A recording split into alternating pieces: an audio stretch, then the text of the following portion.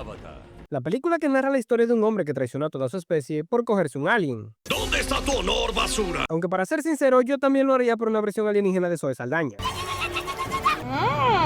Y más si tomamos en cuenta que cada avatar tiene una tranca de 45 centímetros. Porque sí, James Cameron ya confirmó que los Na'vi tienen 3 pies. Hey, yo, what the fuck? Año 2154. Nuestro protagonista, Jake Sully, es un veterano en silla de ruedas que se encuentra desperdiciando lo que le queda de vida, hasta que los hombres de negro llegan para reclutarlo para trabajar en un programa llamado Avatar en una luna llamada Pandora, a quién sabe cuántos billones de kilómetros de casa. Como resumen del inicio, una empresa llamada Weyland-Yutani está explotando los recursos naturales de esa luna, concretamente un octanio. Pero la mayor reserva de este está justo debajo de un árbol sagrado para unos humanoides llamados Na'vi. Así que los humanos crearon estos humanoides artificiales para intentar hacer que los nativos se muevan de ese árbol, y así poder talarlo y explotar esos recursos. Muy cool. El asunto es que Jake tenía un hermano gemelo que murió a manos de un antisocial en las calles, y él era parte de ese programa, en el que al utilizar estas cápsulas, los humanos son capaces de controlar a distancia estos cuerpos humanoides gigantes. Y como cada uno de ellos es creado artificialmente a partir del ADN de su piloto, y Jake y su hermano son idénticos genéticamente, solo él sería capaz de pilotearlo, o de otra forma, ese cuerpo ya no serviría para nada más. Y aquí me llegó una duda a la cabeza. ¿En verdad el programa Avatar tiene sentido con lo frágil que es? ¿Un sistema tan complejo y caro que quede inutilizado con la muerte de un solo científico? ¿Obligando a la compañía a reclutar a alguien más para entrenarlo y gastar millones en crear otro avatar? Al llegar al planeta nos enteramos de que la atmósfera no es respirable para los humanos, y deben utilizar estas máscaras todo el tiempo, o si no morirán. Ya estando dentro, los nuevos reciben el instructivo. Tú llevas aquí 3 días, ¿ok? Yo llevo aquí 3 años. Sí. Jake le echa un vistazo a su avatar y luego conoce a la líder del programa llamada Grace, quien le da una patada en las ruedas en el primer momento en que lo ve. Después de eso, Grace decide ir a pelear con su jefe, ya que no quiere que Jake esté en el equipo porque no es un científico, pero él le recuerda la única razón del programa Avatar y la verdadera razón de que estén en Pandora, como dije al principio del video. O sea, la existencia de todo este programa es solamente para mover a unos Na'vis de un árbol. ¿Me quieres ver la cara de estúpida? ¿Qué tan difícil era simplemente buscar otra zona con grandes cantidades de un octanio y moverse a ese lugar? Este argumento en verdad es una basura. Gastar cientos de miles de millones o billones en investigación y desarrollo para crear estos monos azules únicamente para que los Na'vi se muden de ahí. Si bien dice el dicho, el humo ahuyenta a las cucarachas enseguida. Al día siguiente, Jake se prepara para su primera prueba, y a pesar de que no leyó ni siquiera el manual, le va de maravilla. Se pone de pie a la primera, logra correr sin problemas y sus reflejos están al 100%. Como vemos, este lugar está lleno de humanoides, pero durante toda la película no vemos que participen para nada. No participan en la batalla final y tampoco los vemos del todo en la segunda película. Simplemente los vemos jugando baloncesto y saltando troncos. Que con la agilidad que tiene un Na'vi promedio en pleno bosque, esto me parece un desperdicio para lo que pueden hacer esos cuerpos. Imagina gastar cientos de millones de dólares para que un científico juegue baloncesto a través de un humanoide de forma inalámbrica y que encima lo haga mediocre. Al día siguiente, antes de ir de viaje, Jake tiene una conversación con el coronel Quaritch, y este le dice que básicamente quiere que se gane la confianza de la tribu Maticaya, para así saber cómo hacer que se vayan de ese lugar o cómo sacarlos a la fuerza. Y que a cambio de hacer esto, cuando Jake regrese a la Tierra, el coronel se asegurará de que le regresen sus piernas, ya que es un procedimiento muy costoso, y Jake no puede pagarlo. Que por cierto, ¿cómo Quaritch cabe adentro?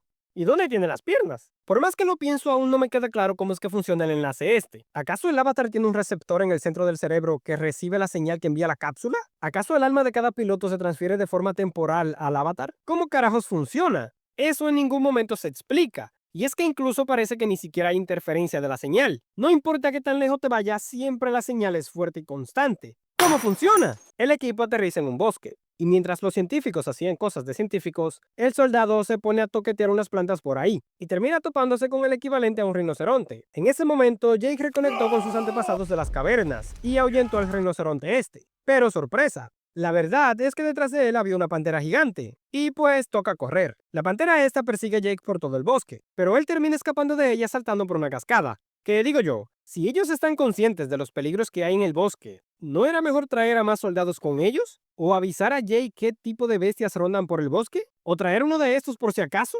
Los Na'vi lloran y se enfurecen cada vez que un humano tala un árbol. ¿Les pasa lo mismo cuando uno de estos rinocerontes destruye los árboles? ¿Tú crees? Lo dudo, ¿eh? No sé. Mientras Jake camina por la selva, una Na'vi llamada Neytiri estaba a punto de mandarlo de vuelta a la Tierra, pero esta medusa voladora se posó en la flecha, y como esta medusa voladora es considerada un espíritu y algo sagrado para ellos, decidió dejarlo vivir. Mientras la noche cae, los demás cancelan la búsqueda de Jake, porque ya es muy tarde. Y aquí hay algo que me parece una estupidez en todo esto. Me estás diciendo que la compañía fabrica cada avatar y tiene que esperar 6 años para que los manden desde la Tierra hacia Pandora, y que son súper carísimos de crear, pero aún así ese valor no justifica poner un rastreador por si se pierde en la selva, y no simplemente por si se separa del grupo. ¿Qué pasaba si se dañaba una cápsula y se pierde la conexión? O si el operador muere y el avatar se termina perdiendo también. Según lo que la película muestra, para una cosa los avatars son costosos e irreemplazables, pero para otras cosas no tanto. En la noche, Jake intenta sobrevivir como puede, y milagrosamente enciende fuego para defenderse de estos perros mutantes. Porque sí, Jake perdió su mochila, su comunicador y su arma, pero casualmente no perdió los fósforos. ¿Quién tiene mi maldito cigarrillo? De repente, Neytiri, con la percepción alterada, llega lanzando flechas y acabando con gran parte de ellos, y salvando a Jake. Este le da las gracias, pero Neytiri le dice que no se da las gracias por acabar con la vida de estos pobres animalitos, y que esto es algo triste, y que todo es su culpa. Sí, pero se supone que desde antes ya lo estabas observando, así que pudiste haber intervenido antes para evitar esto. Jake le pide que lo lleve con ella y le enseña a sobrevivir, pero Neytiri le dice que ya tiene novio. Pero en ese preciso momento, los espíritus rodean por completo a Jake, así que Neytiri decide llevarlo a su aldea. Esto solo puede significar una cosa. O poder de Ewo si somos exactos. ¿Por qué?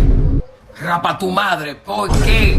De camino son emboscados por los soldados Na'vi y por el futuro esposo de Neytiri, Sutei. Y aunque las personas del cielo son prohibidas en este lugar, deciden inmovilizarlo y no un flechazo en la cabeza desde el primer momento. Pero bueno, Neytiri los convence de que esto debe resolverlo la Sahik, que es la líder espiritual, y su madre.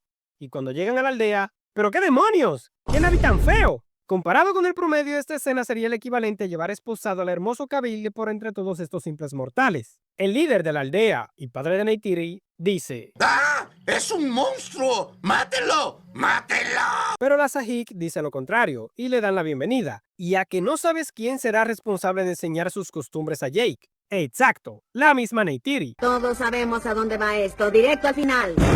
Jake les dijo que él era un guerrero, y el padre de Neytiri, que antes dijo ¡Mátelo! ¡Mátelo! ahora dice que deben aprender de él. ¿Aprender qué? Hace rato lo querías muerto. Y mira, permitir la entrada de Jake a la aldea no tiene ningún sentido. Por muchas razones. Hace años atrás, Grace y los demás tenían una escuela en el bosque, en el que enseñaban de los humanos a los Na'vi y aprendían de los Na'vi también. De ahí que Neytiri y otros hablen español. Pero cuando los humanos empezaron a talar árboles, algunos de ellos atacaron a los humanos, y eso acabó con la muerte de varios niños, incluida la hermana menor de Neytiri. Dicho esto, ¿qué podrían aprender de Jake que ya no sepan de los humanos? Si me dices que la decisión de recibirlo llegó en base a esta escena en concreto, te la creería. Pero no, al parecer la interpretación de la Sahik es suficiente. Algo que me da curiosidad en todo esto es que supuestamente Neytiri será la siguiente Sahik, pero nunca la vemos entrenar para ese puesto como tal, simplemente la vemos cazando en el bosque. ¿No debería ella estar practicando todo el tiempo? Sí. Al día siguiente, Grace está encantada porque Jake fue recibido por los Na'vi, aunque el día anterior no estaba tan positiva. No va a llegar a mañana. Y el coronel le da el visto bueno también. De vuelta con los Na'vi, es hora de aprender a montar caballo. Para hacer eso se necesita conectar físicamente con el animal. No de esa forma, sino de esta, utilizando los filamentos estos. Sí, así son los Na'vi, que antes se creía que estos eran los órganos reproductores de los Na'vi, y al conectarse con cada animal sería básicamente como coger con uno de ellos, pero el querido Cameron ya confirmó que sí tienen órganos reproductores como los humanos. Aparentemente, todo ser viviente en Pandora posee estas cosas de aquí para que los Na'vi puedan conectarse con ellos, y así controlarlos a voluntad.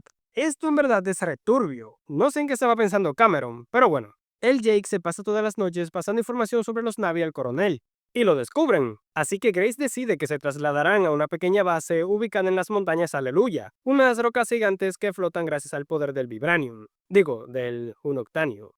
Y digo yo, ¿qué tanto Unoctanio se necesita para que estas rocas floten? ¿No sería esta una buena fuente de este metal?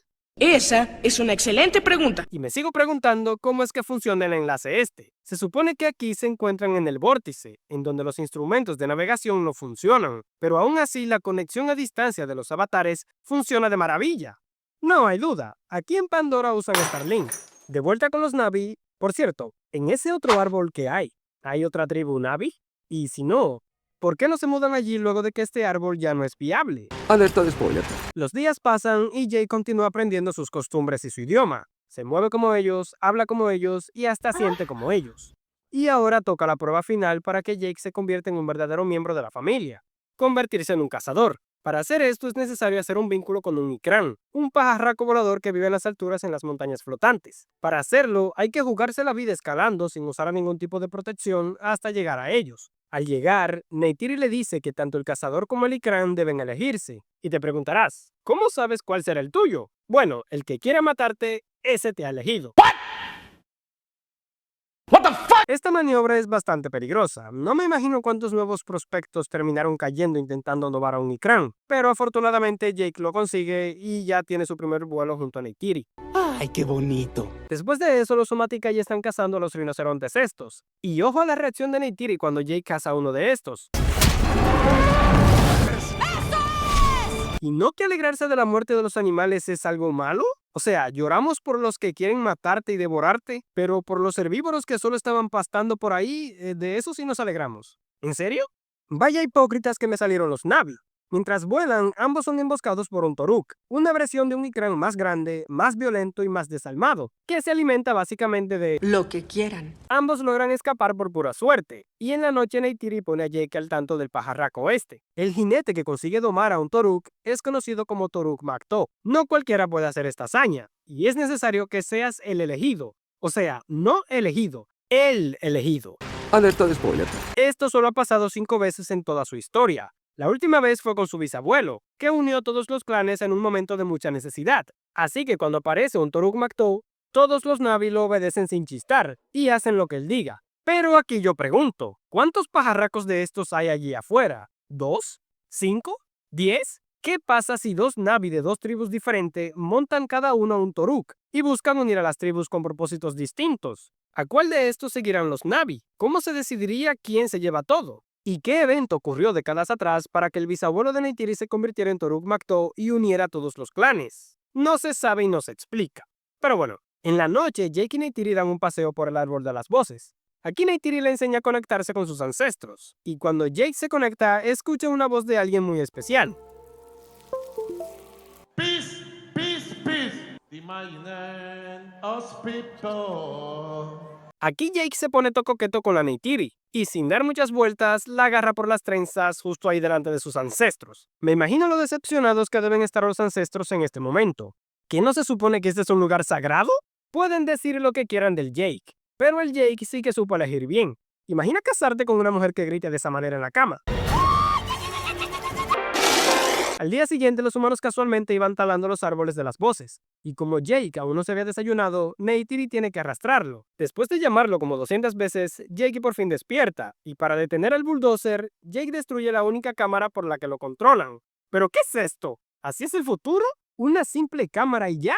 El problema es que Quaritch identificó que se trataba de Jake, así que se dirige a la base de las montañas flotantes para desconectarlos. Mientras tanto, los Na'vi están furiosos y quieren luchar contra los humanos, ya que talaron sus árboles. En ese momento llega la pareja del año y Sutei mínimo debió oler el olor a semen, ya que de otra forma no me explico cómo se dio cuenta que estos dos enterraron al pequeño Na'vi la noche anterior. Y la reacción de Grace es como... ¿Que te cogiste a quién? Para este momento, el coronel ya se encontraba en la base de las montañas flotantes, y los desconecta a ambos del enlace. El coronel acusa a Jake de enamorarse de Neytiri. Lo curioso es que Jake podía defenderse ante el coronel, diciendo que lo hizo únicamente para terminar de ganarse la confianza de los Somaticaya y ya está. Pero al no negarlo, técnicamente admitió que se enamoró de Neytiri. Los humanos se preparan para destruir el árbol gigante, así que Jake y Grace van a pedirle a este pendejo que por lo menos les permitan avisarle a los Somaticaya para que puedan escapar. Y cuando despiertan, Jake les advierte y les confiesa cuál era el propósito de su misión desde el primer día. Y como era de esperarse, Neytiri lo manda a la mierda, todo el clan les da la espalda y los atan frente al árbol para ejecutarlos. ¡Son animales!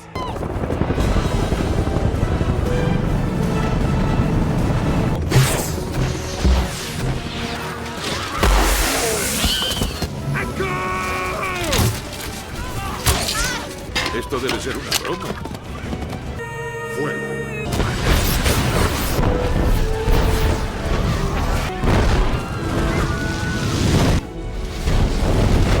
Letty abandona la formación, porque sus principios no le permiten atacar un árbol que no se pueda defender. Pero digo yo, ¿por qué te vas del lugar? Simplemente podías permanecer en la formación sin disparar. Es más sospechoso si te marchas. La Sahik libera a Jake y a Grace, y les pide ayuda. El ataque continúa y el árbol se desploma.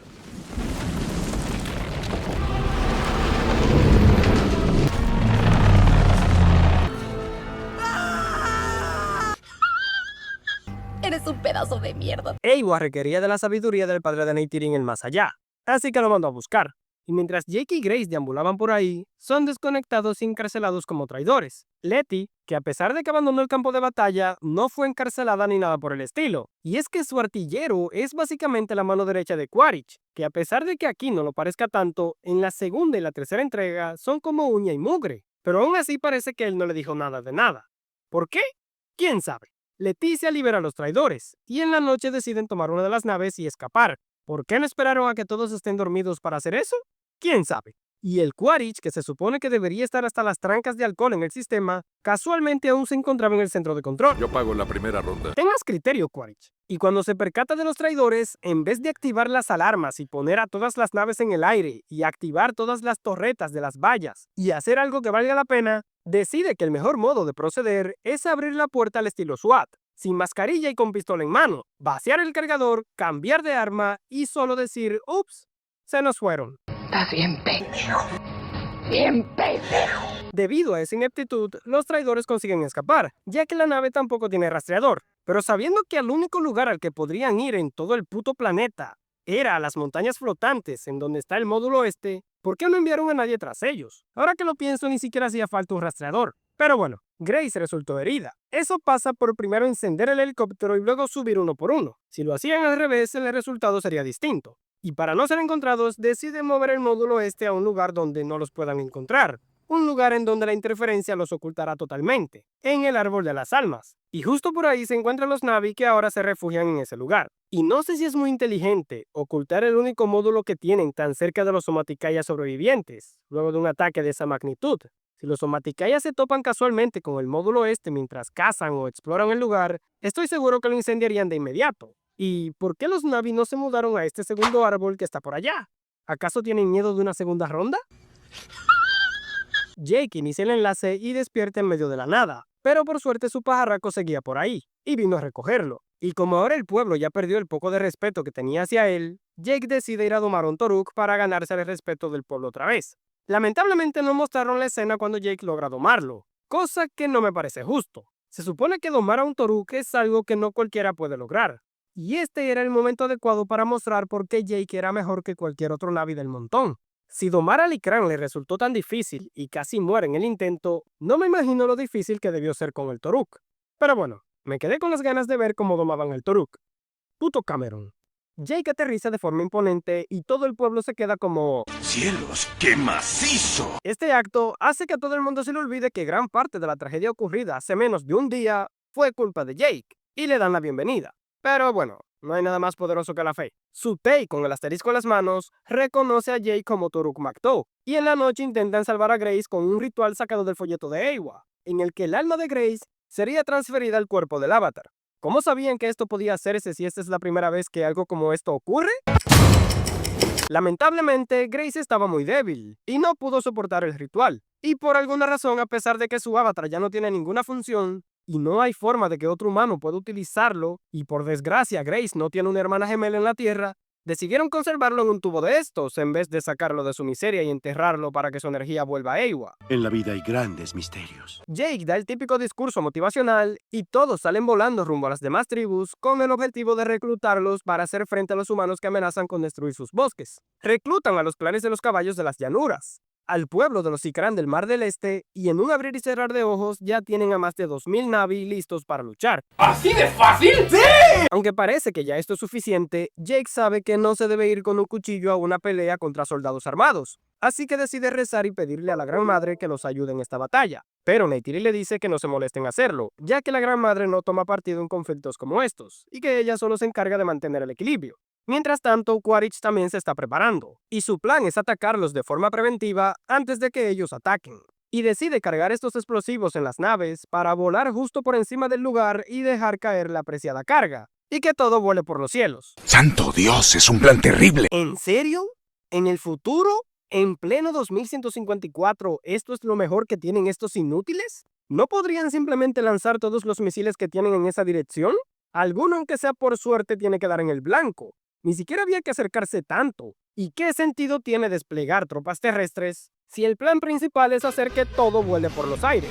Esos soldados estarían mejor en la seguridad que les ofrecen las naves. Además te recuerdo que los Na'vi utilizan flechas envenenadas, que detienen el corazón humano en un minuto. Tú mismo lo dijiste al principio de la película. Y ahora tus tropas están superadas como 20-1. En serio, nada de este ataque tiene sentido. El conflicto empieza y todo se descontrola. Hermano, voy a abrir camino, sígueme de cerca. ¿Hermano? ¿Le robaste a su futura esposa y ahora es tu subordinado? Tienes bellotas grandes, niño.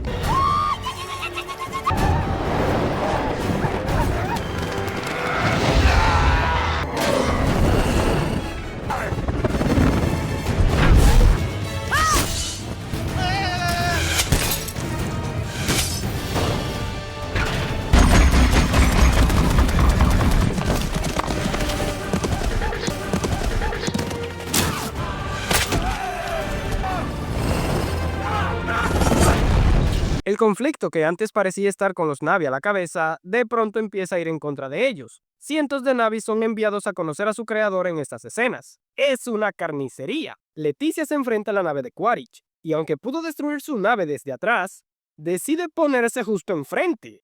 ¿Por qué exactamente? ¿Y recuerdan que antes no disparó sus misiles? Pues parece que ahora se le olvidó que aún los tiene, y no los utiliza. Era muy fácil disparar esos misiles desde atrás y sin sufrir daño. Pero bueno, Leticia está a punto de irse a conocer a Eywa, y justo cuando un misil iba de camino, llega Toretto Ex Machina en un coche y la salva. Nah, que va. Hasta aquí llegó Leticia. ¿Tenía familia? Sí. Nosotros. ¡No me duele! ¡Me quema!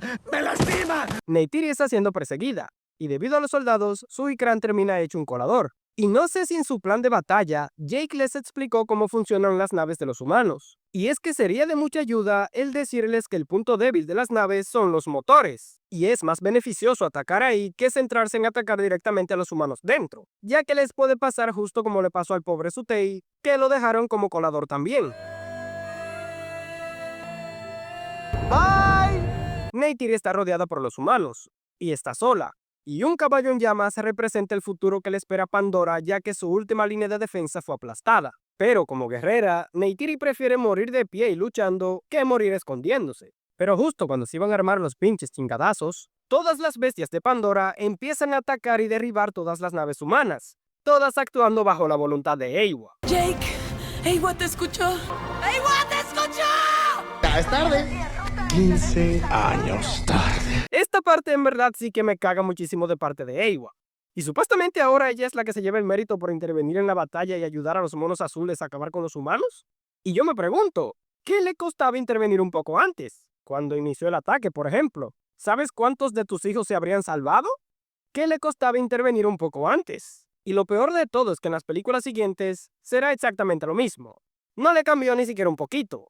Jake destruye la nave que cargaba los explosivos utilizando un explosivo. Intenta hacer lo mismo con la nave de Quaritch, pero no se le dio, aunque al final el resultado fue el mismo, solo que con un misil. La nave se está yendo a la mierda, pero como hierba mala que nunca muere, el Quaritch se monta en un robot de estos y consigue salir antes de tocar el suelo. ¡Cielos, qué macizo! Casualmente, Quaritch cayó justo al lado del módulo en donde se encuentra Jake. Eso sí que es conveniente. Pero justo en ese momento llega Neytiri montada en una pantera y se enfrenta a Quaritch. Y la verdad es que si la pelea fuera de Jake y la pantera contra Quaritch, ellos ganarían sin pensarlo. De eso no tengo duda. Pero es que Neytiri pelea sin leer los movimientos de sus oponentes. O sea, básicamente Quaritch les dijo, salten hacia mí, aquí los espero para apuñalarlos. Y pues eso mismo hicieron. Jake viene para salvar a Neytiri y pelea contra Quaritch.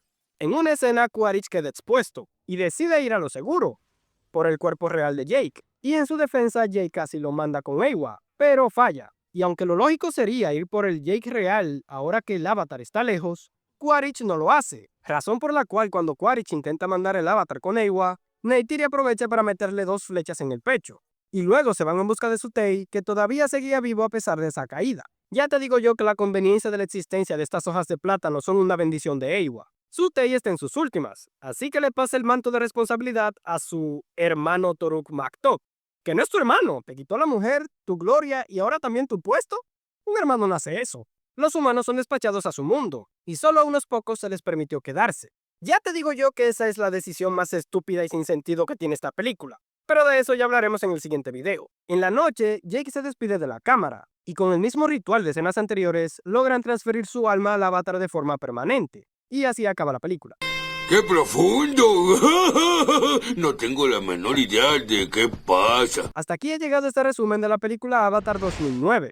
Si te gustó el video, no olvides dar like, suscribirte al canal, activar la campana de notificaciones y dejar tu comentario justo aquí abajo.